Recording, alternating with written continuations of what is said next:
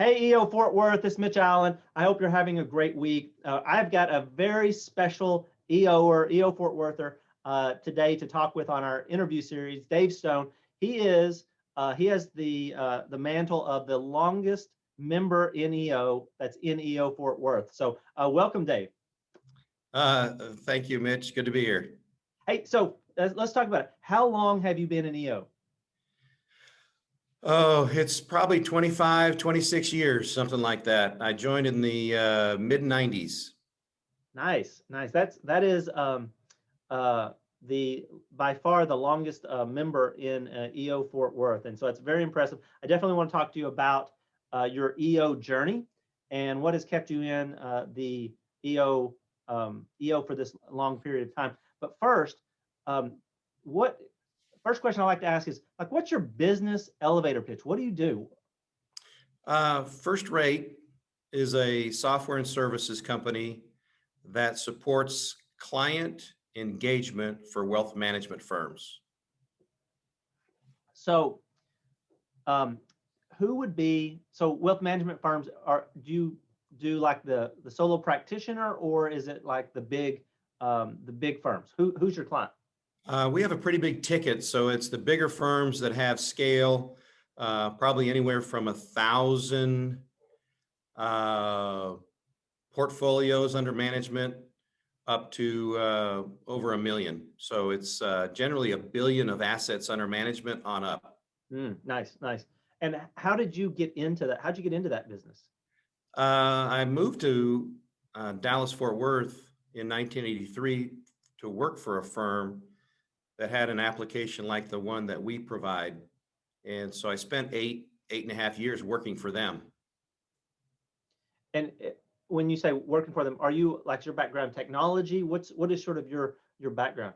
Yeah, I'm a programmer with a little bit of sales gift. And I tried sales before I became a programmer, and I can sell when it's not my full-time job, but I suck when it's what I got to do every day. Man, I can definitely relate to that. And I'm sort of an introvert and um, uh, and also sort of a tech nerd, if you want to say, and that I can sell because I'm an owner. But man, if I had to do that full time, I would not be very good at it.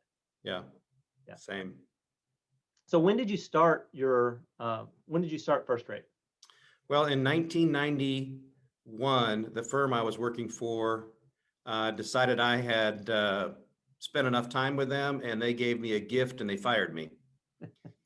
Uh, we had we had a clue, a hint that something like that was coming in 1990. My wife and I are both very spiritually centered people. We're Christ followers. Our relationship with God is an active part of our life in all aspects. And so in 1990, the crap had hit the fan in our family. We were in a desperate spot living here in Arlington. I worked for this firm, and they had really begun to squeeze me financially. And the summer of 1990 was the worst, probably the worst year of our lives. Mm. And we were really, with friends and others, we were really leaning into God. You must have something in store for us because we're going through the grinder right now. Um, we had to sell our house. I couldn't afford the house we were in. We had to sell it for less than we owed on it. We had to move into a rental that nobody would rent. We were pregnant with our fourth, that my wife stillborn at 20 weeks. It was a dumpster fire in our lives, and God gave us a dream that there was something in North Arlington that was going to be a company that would express His character uh, in the business and in the community. And I remember being frustrated with my prayer because it was like, I need help. I don't need a dream. I need help. And all I had was a dream. So that was in the summer of 1990. We hung on with that company until the first Friday of April 1991, and they walked me out the door that Friday. And so they did hand me a severance, and they said, we'll walk you to your car. You don't get to say goodbye to any of your staff. And so that first Friday of April 91, walked, walked out to the car, drove from downtown Dallas back to North Arlington. And I don't even remember the trip. I just remember walking in the door, stunned. Um, and that began the journey to start First Rate in April of 1991. Wow. So you actually then started it that same month. Did you have a inkling or a business plan, or had you been mulling this idea over before then? Yeah, we had a little bit of a process where the company that fired me was going to discontinue selling the software. And that back, 30 years ago, 40 years ago, firms sold software and clients paid maintenance fees.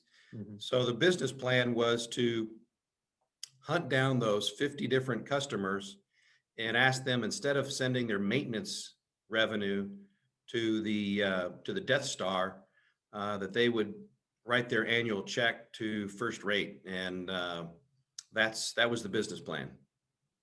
Nice. And so did it immediately take off, or was it slow going? Well, we started in April 1991, and it immediately took off, where we had our first customer in January of 1992. Oh, So there were a number of months. Now we did have severance that took us into the summer, but from basically August to December, it was a rough going. We ran out of money, ran out of severance. We did not run out of friends, and we did not run out of support. We actually had our faith community delivering food to our door around midnight from time to time to feed my wife and I and our three kids. wow, that's tremendous. And did you have to, um, did you raise money, or was it just you're just bootstrapping it? We bootstrapped it. Then my wife, Trina's father, uh, we had spent $18,000 of a 401k rollover beginning in October, and by the end of December, we asked my wife's father if he would invest in the company and basically give us the $18,000 back, that we could reload the IRA and not pay income and pay penalties and fees and that kind of thing on it. So it was my father-in-law, who invested in the business with us. Wow, that's a great. That's great to have. Have somebody that is believing in you, even though, right, that during that time we've all been there when, um, I like to have this story about. Um, I remember when we were counting the days. We had this counter, and like we got down to 36 days, and that if we didn't change what we were doing, we would be out of business. Not we're already losing money, but we would be out of business in 36 days. And I remember that notion. We've all been there. That's what being an entrepreneur is in some ways, is making really tough decisions. Do we push forward? Do we pivot? Do we shut down? Yep. And that. So what was your what kept you going? I mean, did you have clients that were coming that said, "Well, we will be with you"? What kept you going, but from April of 91 to January of 92? Well, Trina and I were in agreement that this was something we were supposed to do. We weren't entirely in agreement on how that was going to actually unfold financially. So right around October, when we were spending some of our retirement, she had a wonderful phrase, which was, you could go get a job, uh, sell peanuts at a Cowboys game or do something. But I just kept hustling. These clients, I'd all reached out to them.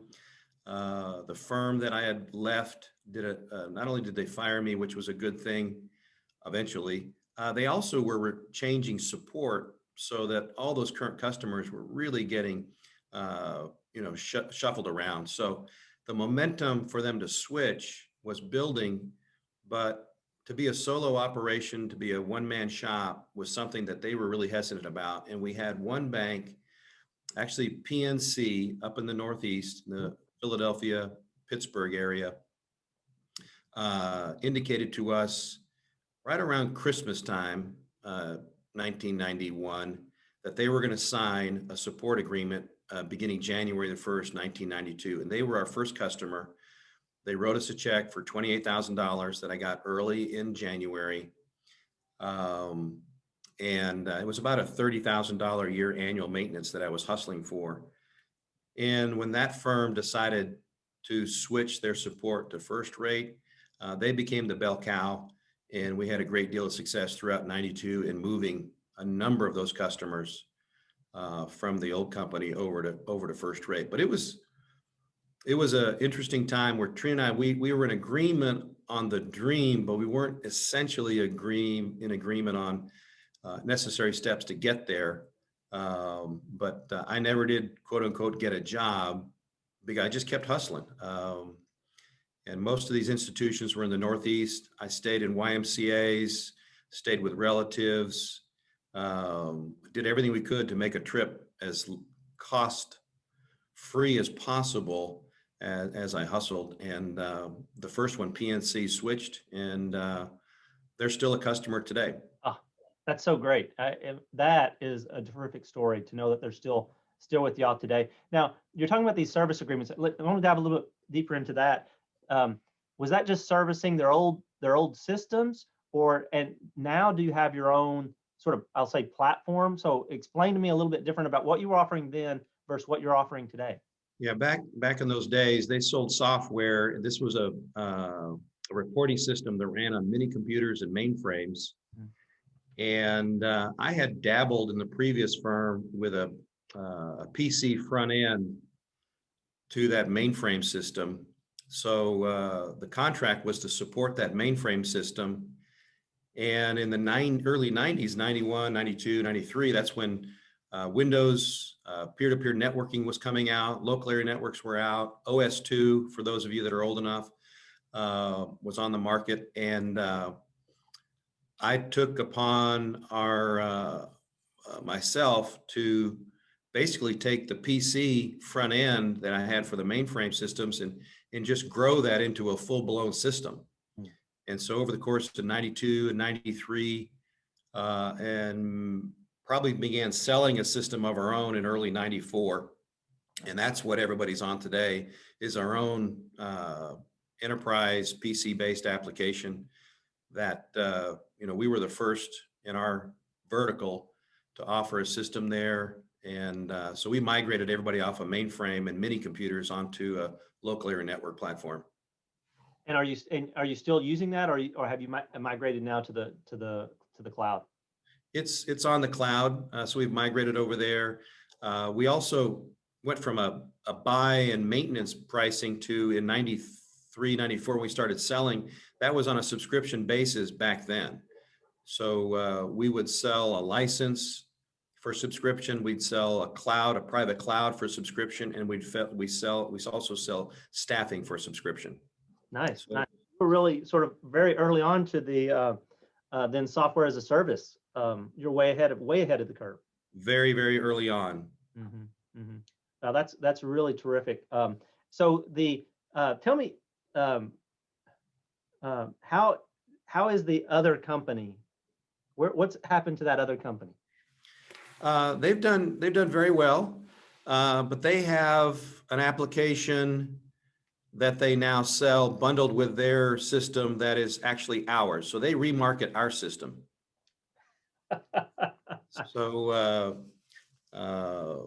beginning in probably around the year 1999 or 2000, probably 9 years into it, they came to us and asked if we'd be interested in them reselling our application. And today it's bundled into it's white labeled and bundled into their system. Wow, that is definitely the best revenge is living well, or whatever, however that goes. That is awesome, Dave. Yeah, don't burn your bridges. That worst day of my life turned out to be my best day, and they turned out to be our biggest customer for a long time. Wow, that is so awesome. And there's so many, that's such a great lesson to entrepreneurs of all ages. And I'm dealing with something right now where I have this old saying with my partners that spite is not a business model, and that you just can't you can be angry with somebody, but it's not going to work long term. And the company that I recently my company I recently sold I sold last year, a competitor bought us, and they had tried to buy us 2 or 3 times before, and I thought that those offers in the past were not good, and that we're just trying to look at our stuff. Um, but it's keeping those lines of communication, just like you said. You never know when that competitor or the salesperson at a particular place is going to be your biggest customer or buy your company, and Yep. keeping them. That's just such great advice, Dave. Yeah. Yep. So you've talked about Trina a couple times, that your wife and within your business, and so many entrepreneurs, including myself, we struggle with, I don't want to call it business life balance, because our business is our life in some ways. But how have you found balance with your family, your wife, your family, your faith? How does that work for you? Well, Trina and I started the business together. I was the technical. Trina had bookkeeping and accounting experience. So we actually had two desks in our dining room when we cleared it out, facing each other, and so she's been doing the financing since we started, Mm. overseeing the financial side of the business. I oversaw the technical and the sales. Um, and so we've been in this together. She actually owns the business.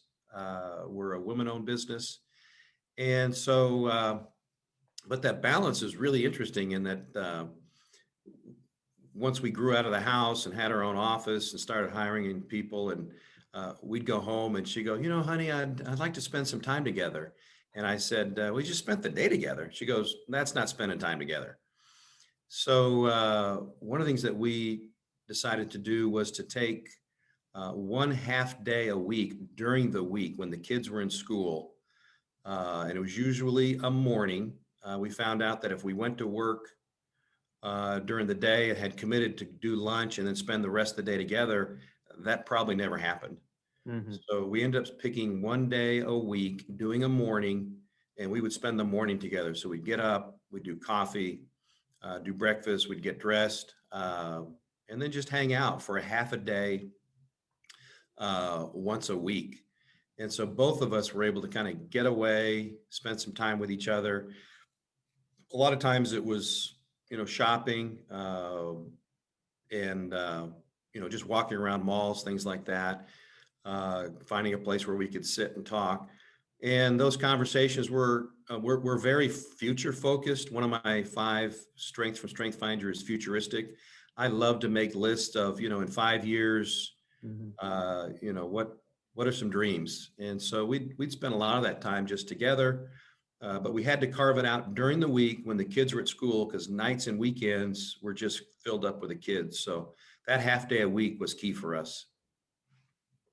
Yeah, being intentional about that is really great. And I know that even doing that, um, like working on the business, and that's sort of what this is. And this is not, I mean, it's a little bigger than that, but solidifying those things and being really intentional about that, it's a great lesson. I'm going to write that down as something that I need to do a better job of being intentional about spending time with my family, like during the day when there's not kids and those types of things. That's a great thing. So when did you hire your first um, employee back then in 2002? When, or how long was it just the two of y'all? Well, it was in 92. So when I started getting contracts with PNC being the first, by the summer of 92, I had enough where I contracted with a woman that used to work with me who had left the company and gone to culinary school out in San Francisco. So she had some free time, contracted with her. And then in October of 92, September of 92, we went and found an office, and we went and hired our first person to work for us in October of 1992. And that person still works for us today. That was my next question. It seems like um, that you would be the type of business that you would have some really long-term employees uh, there. Yeah, we do. This gentleman's been with us. He's our senior technical person on staff. Um, the woman who was in San Francisco at culinary school, she eventually came to work for us. She found that working in a restaurant was a whole lot harder and didn't make as much as sitting behind a bunch of monitors. She runs our global sales today. Wow. President of First Rate is a gentleman that I worked with at that previous company. He came to work for us in the early 90s as well.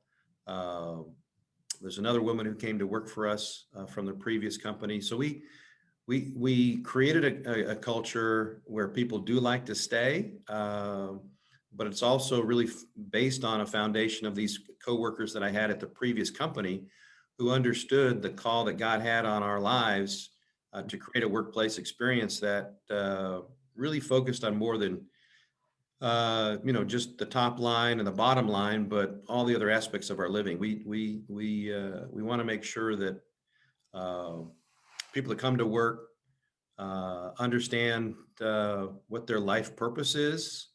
We try to connect them to that, help them explore it, and then we have a business that we believe can serve those coworkers as they pursue their life purpose while they're also pursuing the purpose of the company. That's terrific. That speaks to culture a little bit. And so, um, how would um, how do you? I know many entrepreneurs, and I'll include myself, that have put effort into it and read the books about culture. How have you established your culture and then also maintained it for and or evolved it over this 30 years? Well, we've at least for us, ours is a values-driven culture. A lot of literature is around the mission and the vision, and our vision is and mission is a pretty simple one. It's to be an expression of God's character uh, among our coworkers, our customers, and our communities. Um, and that understanding of God's character is based on our four values: love, give, serve, and enjoy. And we call those four values the cornerstones for first rate living. So we're a business that uses those four values to create a culture around who is God, what's the purpose of our lives, and can the four cornerstones of love, give, serve, and enjoy create a foundation for somebody's life to be fruitful, purposeful, um, and how does that look among our coworkers, our customers, and our communities? So this culture isn't just for us to come to work, it's for our customers and where they work. Because a lot of people work in places that we serve that their cultures are not real healthy. And so we end up being a well of fresh water for them. And then in our communities, we want a business that if the business folded up, the community would miss us. Mm. And we want to be an expression of loving, giving, serving, and enjoying. So focusing on that, uh, whether people identify with it or not, they eventually get teased into enjoying it and understanding that aspect of it. And so that culture has grown and sustained itself because it's short and sweet. It's pretty open to interpretation, but it is a faith-centric worldview. But we have multi-faiths here. We're a multi-faith, faith-friendly workplace, and we ask people to bring their faith to work and give expression to it at work. And that could be, Christian, Hindu, Muslim, Buddhist, Jewish, atheist, animist, whatever it might be. And the reason is my wife and I want to live our faith at work, but we also want to protect the right of others to live their faith at work. So uh, I think those have been some ingredients where everyone has an opportunity to kind of grow into their faith journey and a freedom to not feel constrained, but one that they can actually pursue some of the things that are most important to them. Oh, that's great. And I it seems like the people that or the companies that have small businesses, I mean, EO sized businesses that have great cultures. It's not just sort of what the company is about, but it's about what the founder's about. And it's really, it imbues the company in with what they're doing. So that is really amazing. Absolutely, and it's sustained by the coworkers. We have about 100 here in the U.S. We have about 50 in Afghanistan, India, and Singapore overseas, and in the UK. And we attract people that want that kind of workplace experience, and then they grow into it and they protect it. So it's not like something we have to keep promoting. It's a self-promoting culture. And that's really terrific. So you mentioned you have employees around the world, and I think many EOers have done. I've done from accounting to administrative, and then also development work overseas. So, what do you do overseas? And then talked about like making that transition for EOers who have not outsourced. And I think COVID's really interesting because it's to realize that your employees don't have to be next to you; they can be across the country. And then it's a very small step now to say, you know what, they can be in the Philippines, they can be in India, they can be in Europe. And so, talk to us about how you made that transition and then talk to us about that. Yeah, I that transition for us was a vision that Trina and I had from a long time ago. We felt like God had purposed us to be global and cross-cultural in our business careers, and I had just never had that opportunity where I'd worked before. So when we had the wherewithal and had enough size and girth, one of the things that I started doing was traveling to a country that I believe God had given to me a long time ago. I started traveling to Afghanistan in 2002 after the war because Afghanistan had been a place where I knew I was supposed to be doing business to share God's love. And so started making trips in 2002. Those trips were facilitated by a Christian mission agency. And so the model for me was use people that are doing work in the country, but not doing business, but doing humanitarian work, but with a God-centered mindset and heart set. So I was hosted by some foreigners, some expats that were not doing business, but they gave me a place to stay. They introduced me to people, into locals. They introduced me to people that were interested in seeing Afghanistan improve and grow themselves. So it took another 5 years of visiting there about 2 or 3 times a year to pull a trigger on opening an offshore programming office in Kabul, Afghanistan. Wow. And that was with a local Afghan that I had met through these Christians who had gone to Kabul University. He said, I know the head of the computer science department. Would you like to meet him? And so it was through a Christian mission agency, meeting locals, and then that local hearing a dream that I had for programmers to say, let's go meet the university in town and meet the head of the computer science department. So it was something I felt I was supposed to do. It wasn't because we were trying to save money, but we just knew we could grow our business by doing something offshore, along with what we do here in offshore. So today, 13 years later, we have a programming staff in Kabul that works with our U.S. staff in doing maintenance, doing projects, and doing some development for our application. Nice. And so, do you have? And you also mentioned that you have staff in India as well, and other places. Are those primarily like development work, technical work? Our staff in India started in 2013 as our cloud services are doing production every night as our financial customers are sending data at the end of business day. We had a third shift, data load, data processing, data cleansing, and instead of staffing up a third shift, we staffed up in India to do a first shift over there.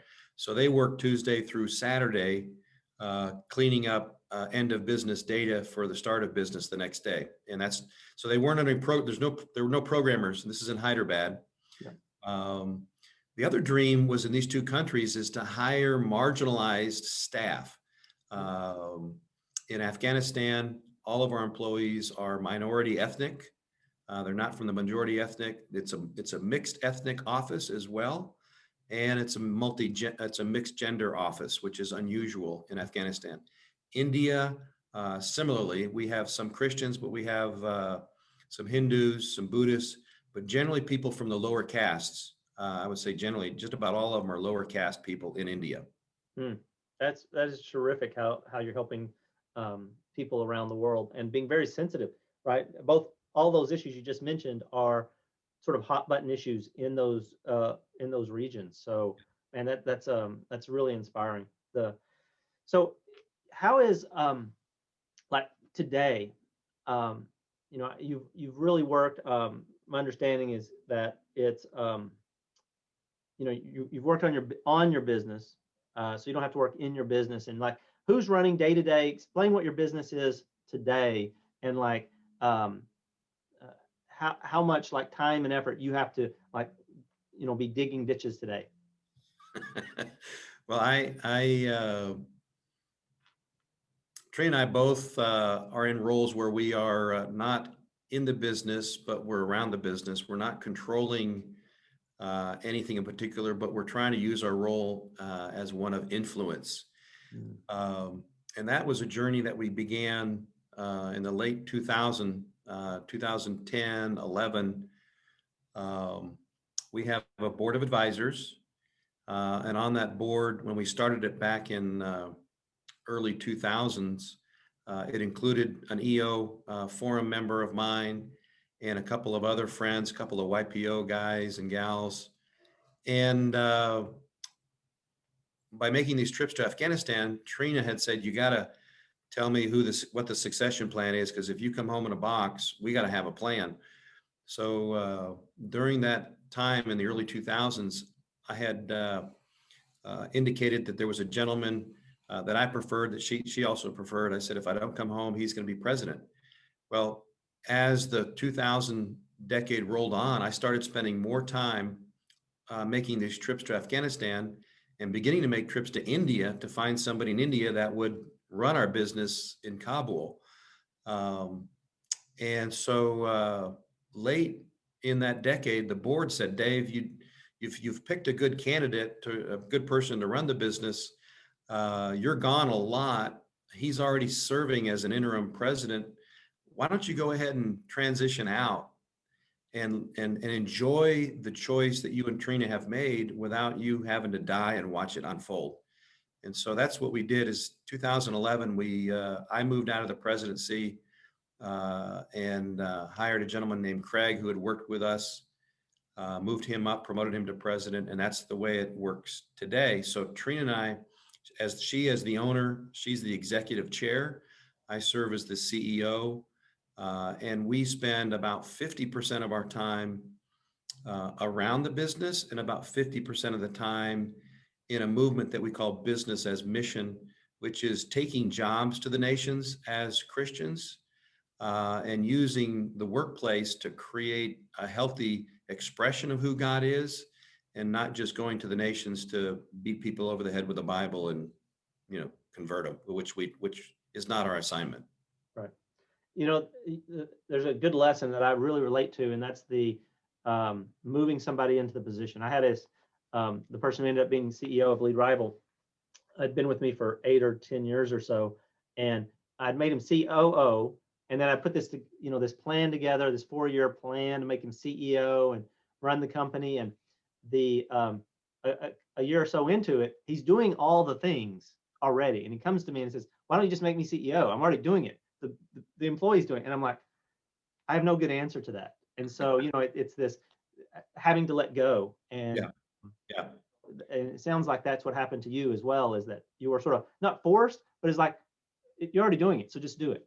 Yeah, exactly. And so our roles of influence, one of the things that Trina and I spend a lot of time is in department retreats, company retreats, and then we have an onboarding process that's a 2-year onboarding schedule, and we participate in those. Sometimes we're sharing, but a lot of times we're just with the folks, getting to know them, spending time with them. So it's mostly informal, but sometimes we have a chance to be engaged in a more formal role. But it's more in the training and the introduction to the firm that we spend our time. That's nice. So your business is at a point, it sounds like, that um, it's running, it's operating, it's in a great place. Do you have thoughts about, we want to sell it, I want to keep it forever? How do you think about those things? Well, we believe that God has given us a multi-generational assignment. So we're not for sale. We're currently in the process of understanding some legal configurations that would allow us to have the business uh, uh, in a legal structure that's in alignment with that spiritual dream. Mm. So our intent is to have the business continue to exist as long as we have God's favor and we meet the market. But we don't intend to sell it. And so we're currently working with some legal counsel on how to look at some ideas around really some 300-year trusts. One of the vision that God gave us was, the first one was to grow to 100 million in sales and giving 10% of our revenue away. Well, we're at about 25 million in sales today. So we're only 25% of the way towards that 100 million. But that's really not the goal that he gave us more recently. He asked us to add a zero to it. And so that assignment to grow a business to $1 billion in sales, giving 100 million away every year, we believe probably Trina and I won't see in our lifetime. So that's why this legal structure is getting set up to be aligned with that spiritual dream. Yeah, that's really great. So I want to talk to you something about, I think that many entrepreneurs in EO don't do or should do, if they've got a business and they've had a business and they've had it for 5 years or 10 years, and that is owning your own building. That it's a great way to, I personally believe it's a great way to build wealth, and it sounds like you own the building as well. Talk about when you did that, and if you think it's a good deal, if it's been good for you or not. Yeah. Well, when we started our journey into office was an interesting one. We left the house. I had 3 buddies that were very good friends that were kind of my informal advisor. They said, what can you afford for rent? And I said, $400 a month, or $500 a month. And they said, okay, well, when you go looking, you're going to talk to a couple of real estate people, and they're going to show you space that's more than you need. It's going to cost you more than you budgeted. So don't come back to us saying you signed a deal for, $650, but it's a lot more than you need. You told us it's 500, and if you get anything for more than 500, we're going to kick your butt. So that was our journey into office space. I found us an office building here in Arlington. They didn't have anything for $500, but they had a closet that was big enough that they could reconfigure. They carpeted, put in a ceiling, and hung some lights, and they rented it to me for $400 a month. But we rented in that space for a number of years. We knew that God had called us to North Arlington, and so owning commercial dirt office here in North Arlington was a part of that dream. So we started looking for space. We bought a building that used to be the Six Flags corporate building. It's actually in North Grand Prairie, but it's in the Arlington School District. So we had peace about buying that building. Then we grew, and we then moved back into North Arlington to the old D.R. Horton headquarters in North Arlington. And we bought that building from them in 2007, which is where we are today. So buying the real estate was a good deal in Grand Prairie. It's been a good deal here in Arlington. The company rents from my wife and I, and you're right. It is a great way to build wealth, but it's also a way, as a commercial establishment here in Arlington, we have influence, in our city, but being a real estate owner along with a business owner in Arlington also has increased that influence. Mm-hmm. So I highly recommend it. The building that we're in is really good. It's a great location. It fits in the dream. And we have other tenants that rent from us as well. Yeah. That's one of the things a mistake that I've made in the past. Every business that I've had, we've either started in or we've eventually bought a building associated with it, and um, it's just it's just worked out. But the mistake that I generally has made is buying too small. That Mhm. several buildings earlier on, our business was the only tenant, but the most recent one, it was only 25% of the business. Now there's some risk associated with that, and you can mitigate it in other ways. But buying a building that's maybe bigger than what you need for sure, uh, is has been one of my sort of lessons that I've learned through that. Yeah, and we that first building was we were the only tenant. This second one that we own today, uh, we're like a 35-40% tenant. Yeah, it's a great percentage. Okay, so what you talk about this growth strategy, and one of the things I always like to learn about businesses is limiting factors. Like if I could solve one problem in my Santa business, which is I need more Santas. I mean, I need like 10x number of Santas.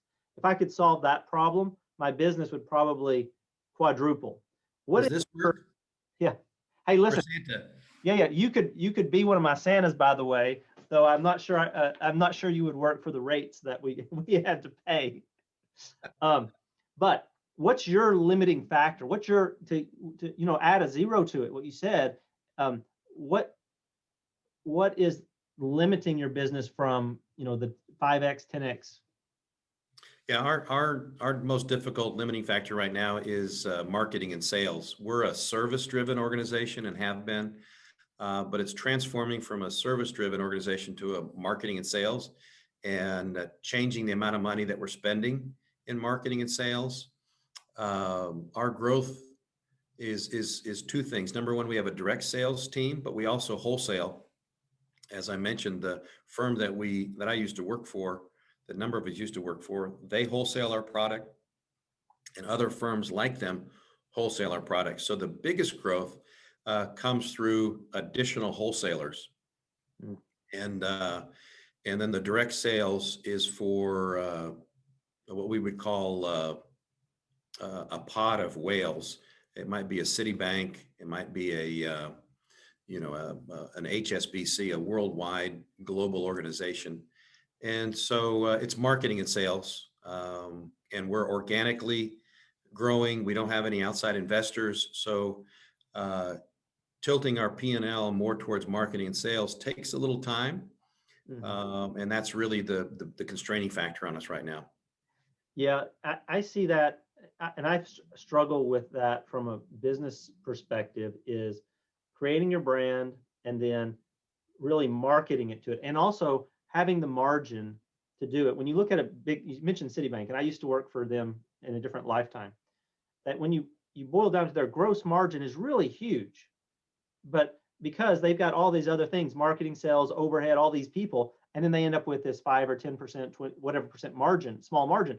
But on the face of it, they've got a huge margin because to market and to do the sales and then also to have the support staff, that all whittles it away. And I found that many companies my size that we're not pricing correctly, and we don't, for whatever reason, we don't have the top line margins to be able to do the sales and marketing to that. So how are you transitioning that? That's an interesting problem.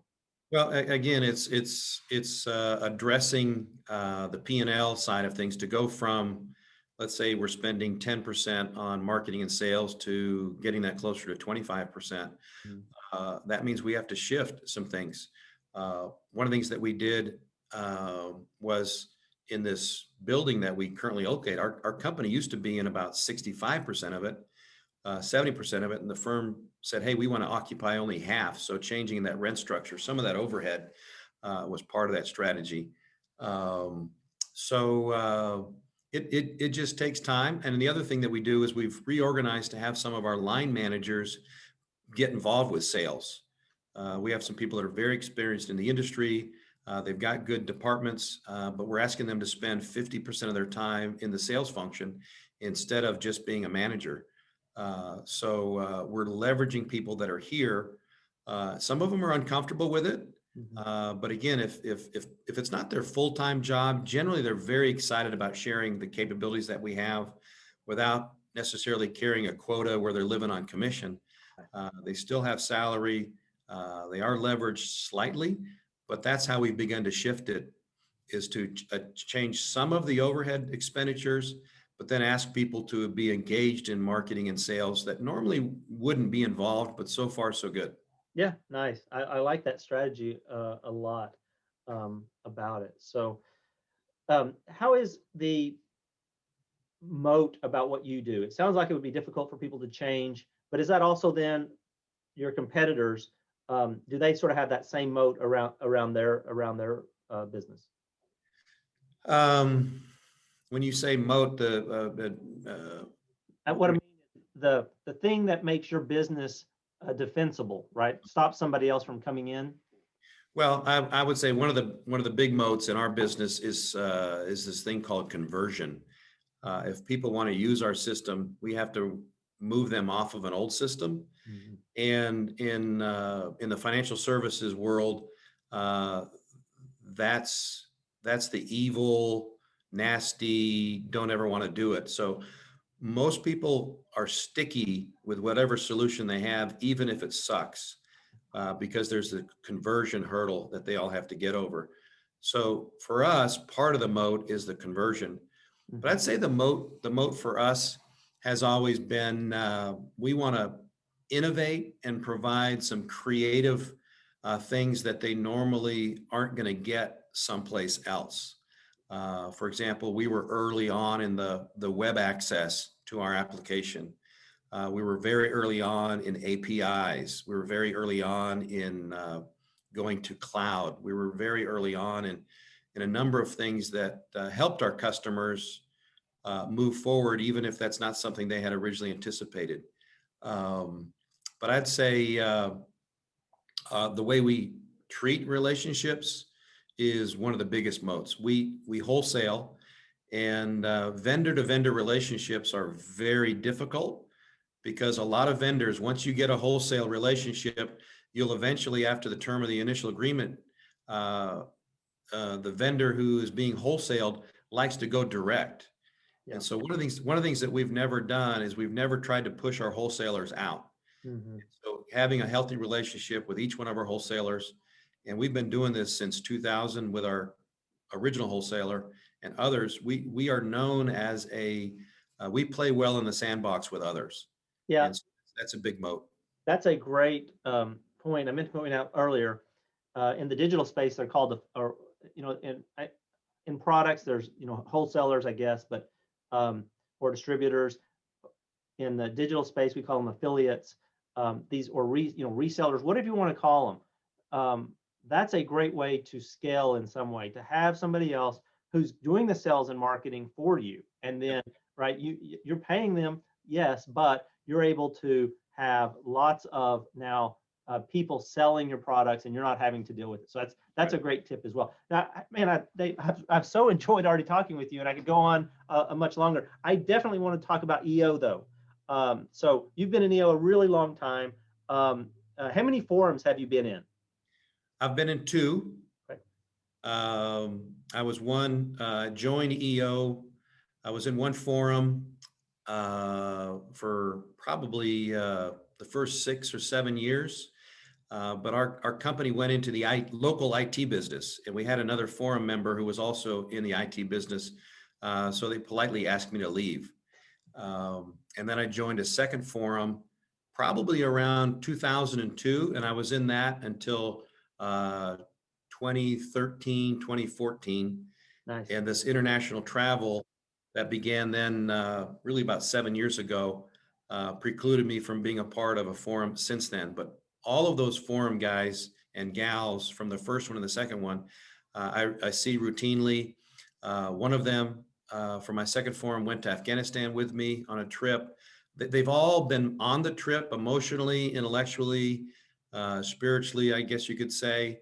And then one of them even made a trip to Afghanistan years ago to see what we were doing and understand what was going on. So the forum and the forum relationships have just been huge for me, and are maintained even to this day.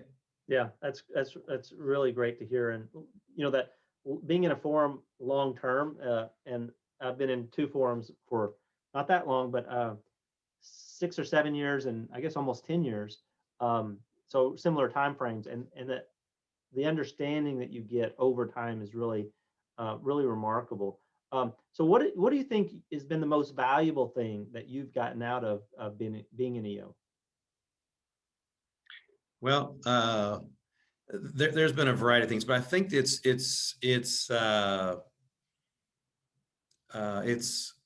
part of it's the head, the thinking through things, and that's a big part of it. But I would say the biggest part has been the heart issues. Mhm.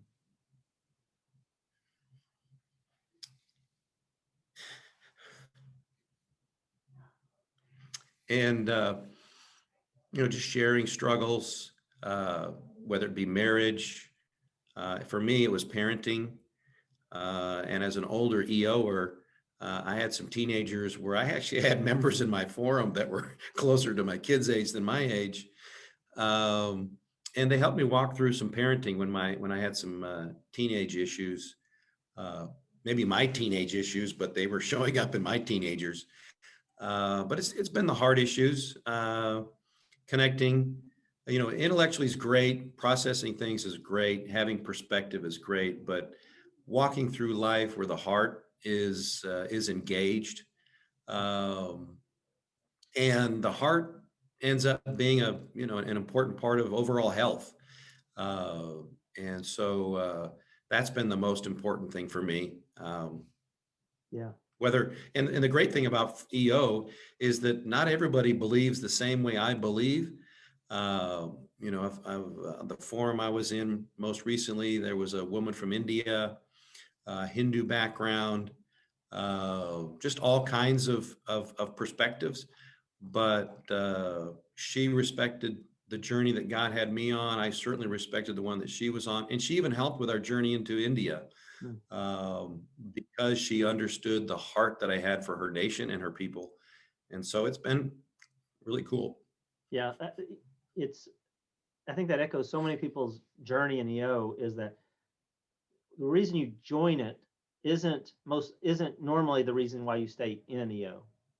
And for me, I Yep. joined as entirely business, but that's not the reason you stay in. It's the heart, it's the connections, it's Yep. the personal growth that you get from being in EO for a long time. And it may not be this month am I getting the incredible value, but over time you look back on it, and these are the people that you've shared your life with. And it Yep. sounds like that's similar to what you've had. So somebody who's been in EO, and EO Fort Worth now will be 10 years old next year. Um, and we've got a great group of people in EO Fort Worth, but we're reaching people. We've got now people who are in this 3, 4, 5, 6 years in EO, and many times that's when people say, I've gotten EO business. What would you say to those people, like to what do they need to do next to get to be sort of an EO lifer? Well, I think the engagement in the forum is critical, and having a comfortable transparency that can flourish for you. Um, the uh, the global piece is one that's been interesting to me. I've used the global network, not as much as I probably should have over the years, but we've opened an office in Hong Kong. We've opened an office in Singapore for sales in that part of the world. And knowing that there's an EO chapter in both of those places that we can draw on, I've reached out in both of those cities to a couple of people that I thought could help. They've responded enthusiastically, just have not made a lot of hay out of that opportunity yet. But I think a global aspect of this is for business expansion is huge, and it's one that I've used already. Uh, the other is I've enjoyed connecting with EOers around this country, and it's been through some chapter events and some global events. and finding like-minded people that love to have a business that cares for their coworkers, cares about their communities, and also has a global orientation. So it's easy to, in a size of an organization like EO, and even in a chapter like ours, to find a handful of people that feel like you're walking with them into your future, and you're helping them walk into their future, and be engaged in the community, like here in Fort Worth. Because I think EO is about us helping ourselves and our businesses, our families, but it is also about our community.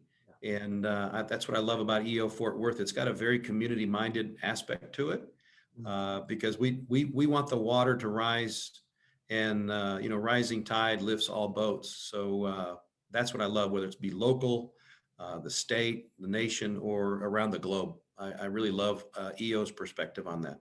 That's I think well said.